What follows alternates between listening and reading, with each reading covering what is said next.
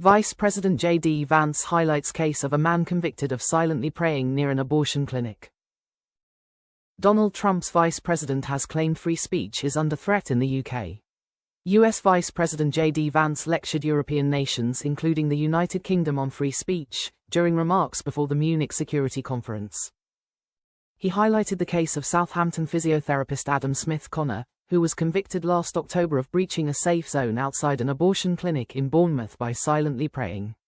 The US Vice President said, "In Britain and across Europe, free speech, I fear, is in retreat."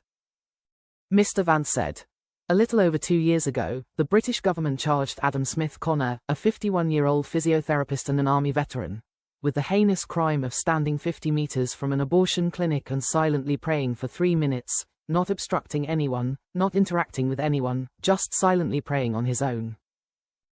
However, Mr. Vance attempted to play down splits as he met British Foreign Secretary David Lammy for talks in Munich, saying, "We have a lot in common, and the special relationship between the United Kingdom and the United States will remain very strong. We are going to talk about something that he and I spoke about a couple of years ago, which is our shared belief that Europe really should take a big role in its own security, and I'm glad the Foreign Secretary agrees with me on that." The Foreign Secretary said, "We are committed to increasing defense and encourage our friends across Europe to do the same, and of course we have got important issues to discuss on Ukraine and how we support Ukraine at this difficult moment, and also broader issues of UK-US security.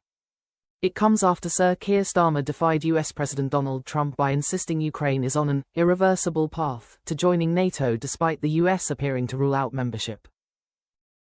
The Prime Minister issued a personal pledge to Ukrainian President Volodymyr Zelensky in a telephone conversation, days after US Secretary of Defense Pete Hegseth declared that Washington does not believe that NATO membership for Ukraine is a realistic outcome.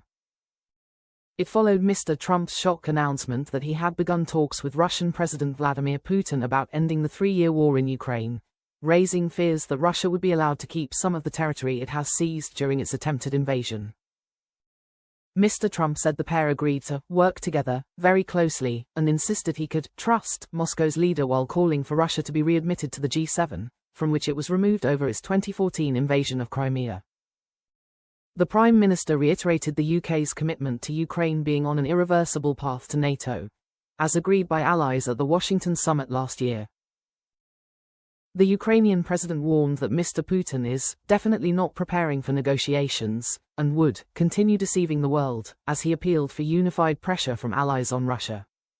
Downing Street also revealed that Sir Keir spoke directly to Mr. Trump on Thursday night and discussed plans for the Prime Minister to visit the US.